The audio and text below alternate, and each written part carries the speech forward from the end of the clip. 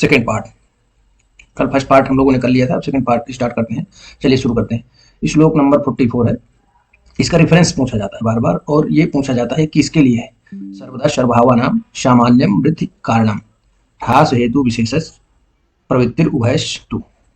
ये पूछा जाता है कि सर्वदा सर्वभावानां सामान्यम वृद्धि कारण, जो सामान्य होते हैं वो वृद्धि का कारण होता है, जो सामान्य है वो वृद्धि का कारण है, जो विशेष होगा स्पेशल होगा वो ह्रास करेगा, यानी कि उसको अलग कर देगा। तो पूछा जाता है किसके लिए है, द्रव्य के लिए है कि गुण के लिए है कि कर्म के लिए है। तो ये जो बोला जा रहा है द्रव्य के लिए बोला जा रहा है। तो सर्वदा सर्वभावना सामान्यम वृद्धि कारणम, ये किसके लिए है, द्रव्य के लिए है। तो ये तो द्रव्य का जो फर्स्ट श्लोक हो द्रव्य सामान्य हो गया, और इधर का पार्ट हो गया जो द्रव्य विशेष के लिए। आगे आएगा कि जैसे द्रव्य सामान्य, गुण सामान्य और कर्म सामान्य। तो ये पहला श्लोक पूछा जाएगा किसके लिए, तो द्रव्य सामान्य के लिए। सर्वदा सर्वभावनां सामान्यम वृद्धि कारणम, मांस खाने से मांस बढ़ता है, यानी कि सेम चीज बिल्कुल एग्जैक्ट सेम चीज यूज करने से सेम बढ़ेगा। अगला श्लोक इसी में आते देखते हैं। ये सामान्यम एकत्व कर्म, यानी कि सामान्य एकत्व कर्म, ये किसके लिए कहा गया है, गुण, यानी एक क्वालिटी जैसी जो होती है वो इकट्ठा करती है, और जो अलग अलग विशेष क्वालिटी जो होगी वो सब सेपरेट कर देगी, पृथक। ये क्या है, गुण सामान्य, सामान्य एकत्व कर्म, यानी क्वालिटी एक क्वालिटी जैसी, जो जिसकी क्वालिटी एक जैसी वो सामान्य, गुण सामान्य।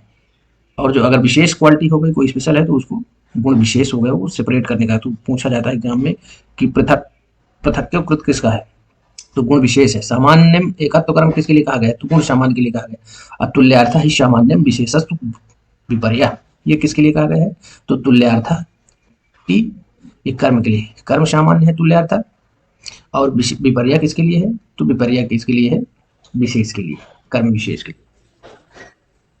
तो ये दो श्लोक हो गए, सर्वदा सर्वभावनां सामान्यम वो वाला हो गया, तो वो हो गया द्रव्य के लिए। और ये इसकी जो फर्स्ट लाइन हो गई गुण के लिए, ये यहाँ था गुण के लिए। तो गुण में फर्स्ट पार्ट भी उसके सामान्य में एकत्व कर्म क्या है, तो गुण सामान्य है, और पृथक्कृत क्या है, विशेष है, गुण विशेष है। इधर तुल्यार्थता क्या है, तुल्यार्थ कर्म सामान्य है, और विशेष विपर्या क्या है, तो विपर्या क्या है, कर्म विशेष है। आगे चलते हैं।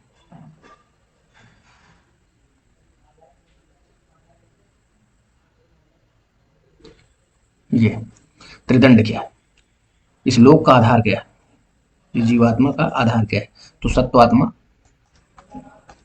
असत्वात्मा,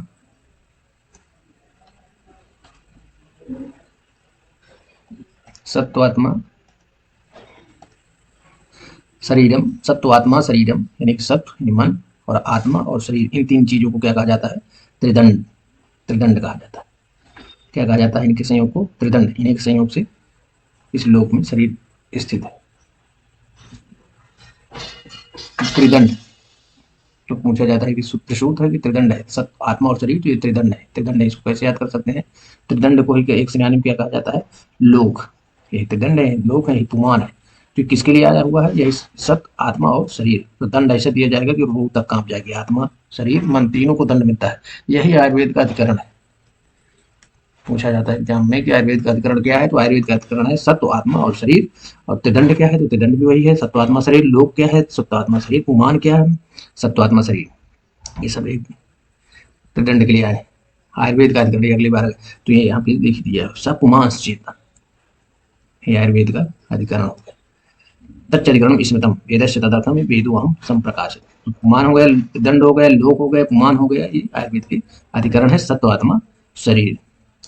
द्रव्य क्या है, द्रव्य की गणना, तो किससे लोक बना हुआ, पूरा सृष्टि कहाँ से बनी हुई है, तो रूट द्रव्य, जो इन्हें कारण द्रव्य, पूरे संसार जिससे बना हुआ है इसे कारण द्रव्य कहते हैं। क्या कहते हैं, कारण द्रव्य। बेसिक फंडामेंटल एलिमेंट क्या है, खादिन्यात्मा मनः कालो दिशस् द्रव्य संग्रह, ये क्या है, बेसिक एलिमेंट है। इनसे जो है सारी सृष्टि की संरचना हुई है। सेंद्रीय चेतन द्रव्यम निरिंद्रम अचेतनम, कार्य द्रव्य, जो इनसे जो डिराइव होते हैं सारी चीजें, वो कार्य द्रव्य से उन्हें कार्य द्रव्य कहते हैं। फंडामेंट जो इनसे इंड प्रोडक्ट, जो प्रोडक्ट इनसे बनेगा, जो में बेसिक एलिमेंट है। तो बेसिक एलिमेंट इनको याद रखना, पूछा जाता है कितने कार्य द्रव्य, तो बेसिक एलिमेंट आयुर्वेद में 9 बताए गए। बार बार पूछा जाता है, क्यों, क्योंकि बेसिक एलिमेंट है, बाकी सब इसी की डेरिवेटिव्स है। बेसिक एलिमेंट कारण द्रव्य इनको कहा जाता है। कारण द्रव्य कितने हैं? 9। खादीन्यात्मा मनः कालो दिशस्य द्रव्य संग्रह।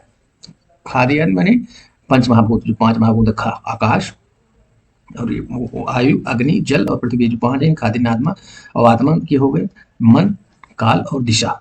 ये 9 प्रकार के जो द्रव्य हैं, इन्हीं को बेसिक एलिमेंट या कारण द्रव्य कहा जाता है। पूछा जाता है कितने हैं? 9 है, ये याद रखना है।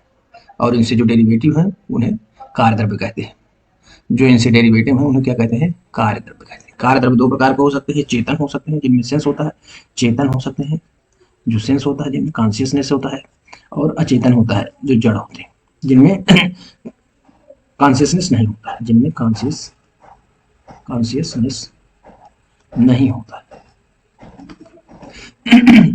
चेतन द्रव्य कौन कौन से होंगे? बहिश्चेतन यानी कि एनिमल, और अंतश्चेतन। बहिश्चेतन जिनमें मूवमेंट होगा, और अंतश्चेतन यानी जो सेल प्लांट हो सेल्स में, ये अंतश्चेतन क्या है? वनस्पति, विरुद्ध, वानस्पत, औषध। और बहिश्चेतन जंगम हो जाते हैं, कहते हैं जरायुज, अंडज, स्वेदज, उद्भिज। जस्सु करके याद कर सकते हैं। बहिश्चेतन कौन है? जस्सु। जरायुज, अंडज, स्वेदज, उद्भिज। ये हो गए कार्य द्रव्य। कहाँ से डेरिवेटिव है? कारण द्रव्य से। कारण द्रव्य कितने हैं? 9 है। बेसिक एलिमेंट कितने हैं? हम इनऑर्गेनिक केमिस्ट्री में पढ़ेंगे तो 192 एलिमेंट बेसिक बताएंगे, लेकिन हमारे आयुर्वेद की जो मेटाफिजिक्स है उसमें 9 बेसिक एलिमेंट बताए गए। खादीन्यात्मा मनः कालो दिशस्। ये अब आ जाते हैं गुण। गुण क्या है? क्वालिटी। गुण की गणना। सार्था, गुरुवादी गुण 20, अर्थ वाले के 5 हो गए, शब्द, स्पर्श, रूप, रसगंध। सार्था 5। गुरुवादी बुद्धि, प्रयंतांता, तो बुद्धि 1 हो गई, प्रयत्नांता कितने हो गए? 5 हो गए, तो 6 हो गए। परादया, परादया कितने हैं? 10। गुण प्रोक्ता इतने हो गए, कुल मिलाकर कितने गुण हो गए? 41 गुण। इस श्लोक से देखिए सार्थक गुण पूछेगा कभी तो 5, गुरुवादी गुण कितने हो गए? 20, बुद्धि प्रयंतांता कितने हो गए? 6, प्रयंतात्मा अगर पूछेंगे तो बुद्धि हटा देंगे तो 5, ये हो गए। परादय गुण कितने हो गए? 10। कुल मिलाकर गुणों की गणना कितनी हो गई? 41। ये श्लोक बहुत पूछा जाता है, इसमें से याद रखना, इससे क्वेश्चन न्यूमेरिकल्स निकलते हैं। सार्थक गुण, गुरुवादय गुण, बुद्धि प्रयंतांता, परादय गुण। नेक्स्ट चलते हैं।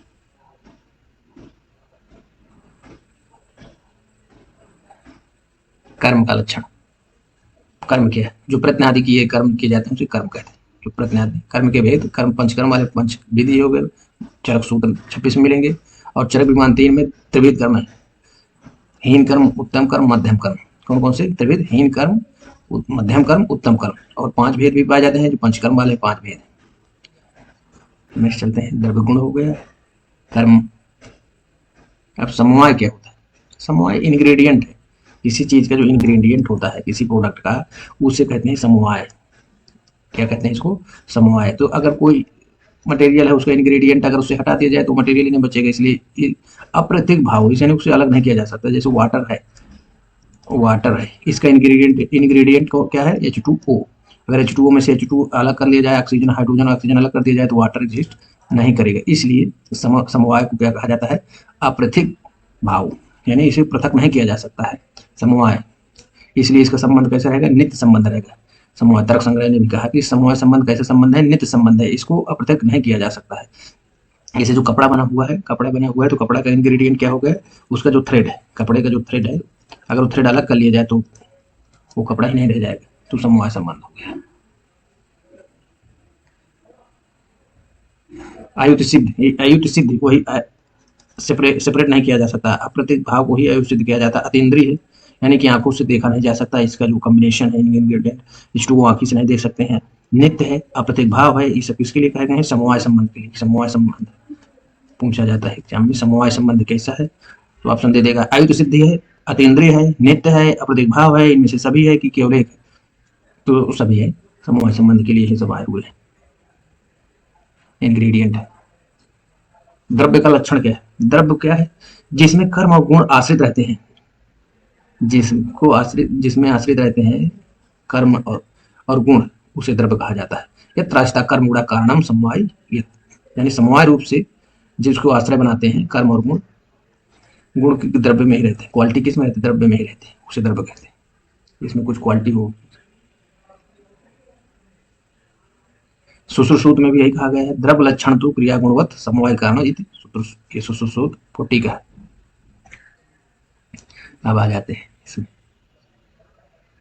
गुण की डिफिनेशन पूछा जाता है, इसमें खाली ये दे देंगे समवाय तो निश्चेष्टा कारणम, ये फिल इन द ब्लैंक करा लेते हैं किसके लिए है, समवाय तो निश्चेष्टा, इसको हम याद करते हैं शनि, शनि का गुण, शनि शनि का गुण, तो सा से हो गया समवाय तो निश्चेष्टा, समवाय इंग्रेडिएंट रूप में रहता है और निश्चेष्ट रहता है, गुण का खुद कोई गुण नहीं होता है, गुण का खुद कोई गुण नहीं होता, द्रव्य का गुण होता है, लेकिन द्रव्य के साथ हमेशा रहेगा, तो समवाय रहेगा, निश्चेष्टा रहेगा, यही का इसी को कहते हैं गुण, कारण गुण। नेक्स्ट चलते हैं, गुण का कारण है पट संयोग विभाग में अनपेक्ष कारण, ये इसी चीज को पैराग्राफ में समझाया गया है। समवायी गुण कारण क्या है, द्रव्य कार्य द्रव्य की उत्पत्ति में तीन कारण होते हैं, जो कारण द्रव्य है, फंडामेंटल जो एलिमेंट है, उनसे कार्य द्रव्य की उत्पत्ति कैसे होती है, तो उसके लिए 3 कारण बताए गए। समवाय कारण, कोई भी प्रोडक्ट हम बनाएंगे तो उसका इंग्रेडिएंट रहना चाहिए, मेन कंपोजिशन जो होता है वो रहेगा। असमवाय कारण, जैसे हमने ये थ्रेड ले लिया, अब ये थ्रेड आपस में जो कॉम्बिनेशन बनाते हैं, थ्रेड में जो बॉन्डिंग हो रही है, ये असमवाय कारण है। और इनको जो थ्रेड को बनाने के लिए जो मशीन लगी, जो माइन पावर लगा, जो प्लांट लगा, वो अनिमित निमित्त कारण होगा, जिसको निमित्त हो गए। तो 3 चीज हो गई, समवाय कारण जो मेन इंग्रेडिएंट है, असमवाय कारण जो इंग्रेडिएंट के बीच में बॉन्डिंग हो रही है, जो बॉन्डिंग हो रही है उसको क्या कहेंगे, असमवाय कारण। और निमित्त कारण क्या है, जो उन उसको बनाने में जो माइन पावर और बाकी सारी चीजें एक्सटर्नल फोर्सेज वगैरह लग रहे हैं, जो हमको दिखाई नहीं देंगे, बाद में जो प्रोडक्ट फाइनल प्रोडक्ट बनने के बाद वो अलग हो जाते हैं, उसको निमित्त कारण कहते हैं। क्या कहेंगे उसको, निमित्त कारण। जैसे घड़ा बनाने के लिए कुम्हार चाहिए, मिट्टी चाहिए, दंड चाहिए, चक्र चाहिए, सब चीजें हैं, लेकिन जब घड़ा बन के तैयार हो जाएगा तो वो सब दिखाई नहीं देंगे, तो वो निमित्त कारण है। क्या हो गए, निमित्त कारण हो गए। समवाय कारण क्या है, जो मिट्टी है, उसमें मिट्टी है तो रहेगी, और मिट्टी आपस में जो जुड़ी हुई है जिस फोर्स के द्वारा, वो असमवाय कारण। तो असमवाय कारण, समवाय कारण मेन कंपोजिशन, असमवाय कारण हो गए, और निमित्त कारण हो गए, 3 हो गए। कर्म का लक्षण अब देख लेते हैं, संयोगे च विभागे च कारणम द्रव्य आश्रितम, जो एक ही साथ संयोग और विभाग में कारण हो, जो एक ही साथ संयोग और विभाग में कारण हो, द्रव्य के आश्रित हो, उसे कर्म कहते हैं। कर्तव्य को, क्रिया को कर्म कहते हैं। यह कर्म संयोग एवं विभाग में किसी अन्य कारण की अपेक्षा नहीं करता है। 2 प्रकार का होगा, एक पारलौकिक होगा, एक ये लौकिक होगा, पूछा जाता है।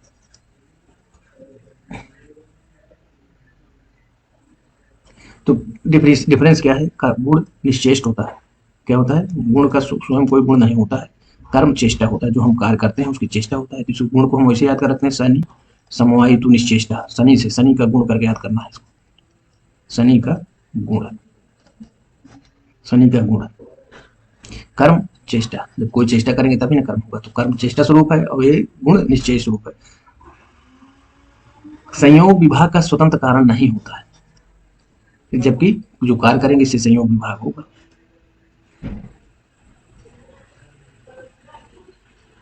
लौकिक कर्म 3 प्रकार का होता है, जो लौकिक कर्म है वो कितने प्रकार का होता है, 3 प्रकार का, सत प्रत्यय, असत प्रत्यय, अप्रत्यय।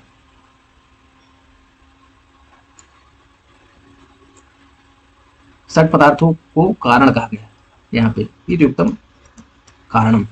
तो पूछा जाता है कि कारण क्या है, सट पदार्थ, ऑप्शन रहेगा सट पदार्थ। सट पदार्थ कौन कौन से होते हैं, साविक, उत्कर्ष, सामान्य, विशेष, गुण, द्रव्य, कर्म और समवाय, जो 6 चीजें हैं वैशेषिक दर्शन से लिए गए हैं। कहां से लिए गए हैं, वैशेषिक दर्शन से इंस्पायर्ड है।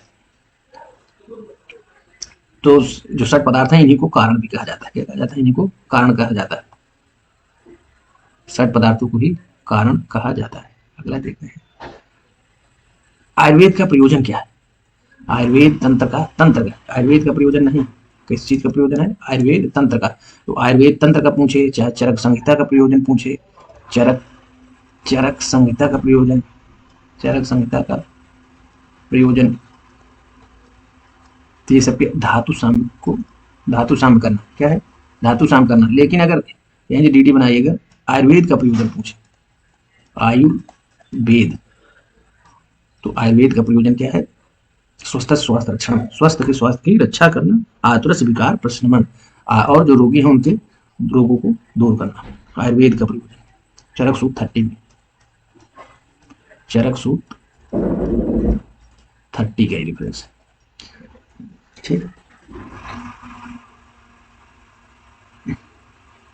तो आयुर्वेद तंत्र यानी चरक संहिता का प्रयोजन क्या हो गया? धातु साम्य करना। अग्निवेश तंत्र का प्रयोजन क्या हो गया? धातु साम्य करना। आयुर्वेद तंत्र का प्रयोजन क्या हो गया? धातु साम्य करना। लेकिन चरक संहिता का प्रयोजन क्या होगा? धातु साम्य करना। लेकिन अगर आयुर्वेद का प्रयोजन पूछेगा तो आयुर्वेद का प्रयोजन है स्वस्थ स्वास्थ्य रक्षणम, स्वास्थ्य के स्वास्थ्य की रक्षा करना और जो आतुर है उसके विकार का प्रशमन करना। ये है रोगों के त्रिविध कारण। आयुर्वेद में किसी भी डिजीज को होने के लिए 3 रीजन बताए गए हैं। रोगी क्यों होता है? तो रोगी होने के 3 कारण बताए गए, काल, बुद्धि और इंद्रियों, इंद्रियार्थ, जो इंद्रियों के सब्सटेंस है, जो इंद्रिय के विषय है, उनका अतियोग, मिथ्यायोग, अयोग, इन्हीं को बताया गया। इन्हीं को त्रिविध हेतु संग्रह कहा जाता है। क्या कहा जाता है? त्रिविध हेतु संग्रह। लेकिन एक इन्हीं को हेतु चतुष्टय, अब एक इसमें से डीडी बनाना है, हेतु चतुष्टय भी आता है। वो क्या है? चतुर्विध योग कहते हैं। सुख दुख का कारण है। समयोग, अयोग, अतियोग, मिथ्यायोग। क्या क्या हो गए? तो समयोग, समयोग तो डिजीज की कंडीशन हो गई। अब जो 3 बचे, अयोग, अतियोग, मिथ्यायोग, इनसे रोग होता है। तो त्रिविध कारण पूछा जाएगा कि क्या क्या है? त्रिविध हेतु संग्रह। त्रिविध हेतु संग्रह क्या है? तो काल, काल हो गई, बुद्धि हो गई और इंद्रियों के विषय हो गए। ये क्या है? त्रिविध हेतु संग्रह। अगला नेक्स्ट पेज में चलते हैं। नेक्स्ट पेज में वेदना का आश्रय क्या है? शरीर, वेदना यानी कि पेन कहाँ है? पेन के लोकेशन, तो शरीर में भी दर्द हो सकता है, किसी बॉडी में पेन हो सकता है, किसी के मन से दुखी हो सकता है, इंद्रियों में दर्द हो सकता है। ये शारीरिक चरक शारीरिक 1/36 इसका रेफरेंस है। यहाँ पे रोग का आश्रय क्या है? तो रोग का आश्रय भी वही है, शरीर और मन दोनों चीज में रोग हो सकते हैं। शरीर और मन रोगों का आश्रय है। सुख का आश्रय भी यही है, मन और जो प्लीजर का सुख, और सुख का आश्रय भी यही क्या है? मन और शरीर। शरीर का आश्रय क्या है?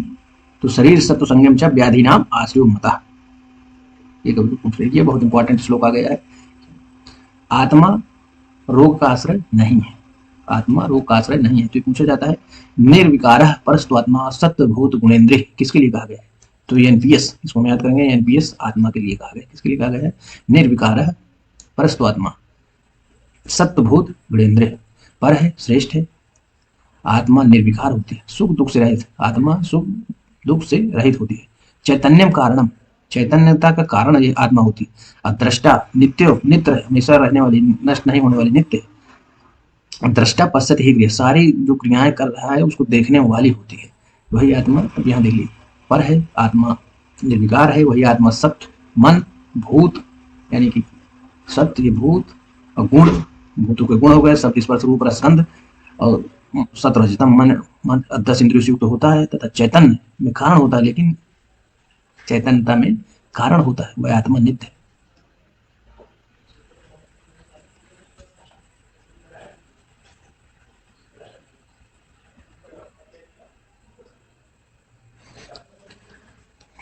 शारीरिक और मानसिक दोष कितने होते हैं? क्वेश्चन आता है, शारीरिक दोष कितने हैं? दोष कितना लगाया जाए? दोष 5। टोटल दोष कितने हो गए? 5। शारीरिक दोष वात पित्त कफ, और मानसिक दोष रज और तम। तो 5 लगेगा फर्स्ट ऑप्शन। अब दूसरा ऑप्शन लगेगा शारीरिक मानसिक दोष कितने प्रकार के? शारीरिक मानसिक। तीसरा लगेगा वात पित्त कफ, शारीरिक मानसिक दोष।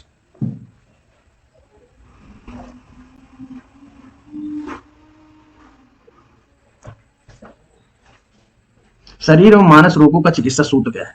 शारीरिक रोग होगा तो उसका क्या चिकित्सा सूत्र है? तो ये पूछ लिया जाता है चिकित्सा सूत्र कहाँ है? चिकित्सा स्थान में नहीं है, ये कहाँ है? सूत्र स्थान में चरक सूत्र स्थान फर्स्ट करता है। प्रसाद प्रशाम्यात्योषधो पूर्वो दैव युक्ति व्यापार, यानी शरीर वाले के लिए शांत करने के लिए हम क्या करना है? दैव व्यापाश्रय चिकित्सा और युक्ति व्यापाश्रय चिकित्सा हमारे। मानसिक रोगों के लिए क्या करना है? मानसिक रोगों के लिए ज्ञान, विज्ञान, धैर्य, स्मृति, समाधि। तो ये अलग अलग, ये मानसिक रोगों का चिकित्सा सूत्र हो गया, और ये शारीरिक रोगों का चिकित्सा सूत्र हो गया।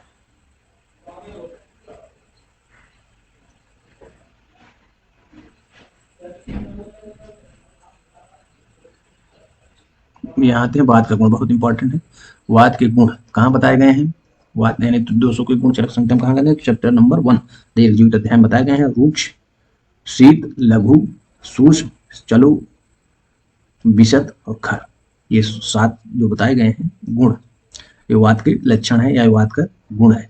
और यहीं पे चिकित्सा सूत्र भी बता दिया वात को कैसे हैंडल करना है। तो विपरीत गुणाई द्रव्य यानी इसके विपरीत गुण वाले द्रव्यों से मारुता संप्रसाम्य थी, यानी कि वात इनसे शांति होती है। तो इनको फास्ट निकालने के लिए कि वात के लक्षण क्या है, वात के गुण क्या क्या है, तो इसको हम एक शब्द में याद करेंगे, रुशील सूची वेग। इससे याद करेंगे रुशील सूची वेग, रुक्ष शीत लघु सूक्ष्म चल विशद और खर, ये 7 गुण हो गए। लेकिन अभी आगे चल के संभाषा परिषद होगी, वहां कुछ नामक एक ऋषि आएंगे, वो दारुण शब्द दारुण गुण जोड़ेंगे। वात में कौन सा गुण जोड़ेंगे, दारुण। तो कुछ ने दारुण, इसको याद करेंगे, दारुण सूची रिमूव कर दिया, दारुण सूची को रिमूव कर दिया, दारुण सूची। तो यानी कि दारुण को ऐड करेंगे और सूची जो पहले रुशील सूची वेग, तो सूची को सूक्ष्म और चल को हटा दिया, किसने, उसने, दारुण को हटा दिया। अब आ जाते हैं पित्त के गुण में। पित्त के गुण को याद करने के लिए बहुत, पित्त में कौन कौन सा गुण है, स्नेह उष्णम, स्नेह रहता है, उष्ण तीक्ष्ण द्रव अम्ल सर और कटु, और इसके विपरीत गुण वाले द्रव्यों से पित्त की समान हो जाता है। तो एक साथ याद करना है, सट द्रमल सरकट। सट, इसको कैसे याद करेंगे, सट SUP सट, द्रमल सर कट, स्नेह उष्ण तीक्ष्ण द्रव अम्ल सर कटु। पित्त क्या है, पित्त काटने का काम करता है, अग्नि है, तीक्ष्ण है, तो इसको याद करेंगे सट द्रमल सरकट, सट द्रमल सटकट। और बात का क्या है, रुशील सूची वेग, रुशील सूची वेग, रुशील सूची वेग, ये याद हो गए। अब आ जाते हैं कफ के गुण में। कफ के गुण, गुरु शीत मृदु स्निग्ध मधुर स्थिर पिछला। गुरु शीत भारी रहेगा, शीत रहेगा, मृदु स्निग्ध मधुर स्थिर पिछला। तो इसे याद करेंगे, गूसी यमस पिछिल, गूसी यमस पिछिल, गूसी यमस पिछिल। 7 गुण बता दिए गए यहाँ पे, और उसकी चिकित्सा सूत्र भी बताए गए।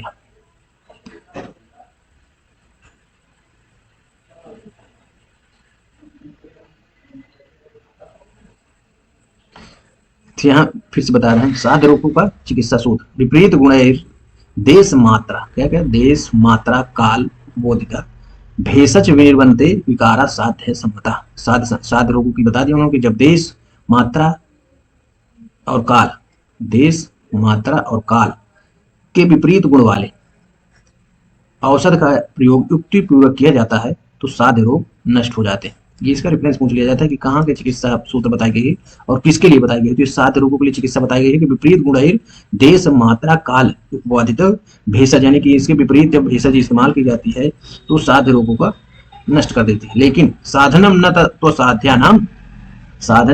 तो साध्यानाम व्याधि नाम उपदेशते, यानी कि असाध्य रोगों की चिकित्सा का उपदेश नहीं किया जाता है। यहाँ ये रेफरेंस, इसका रेफरेंस पूछा जाता है।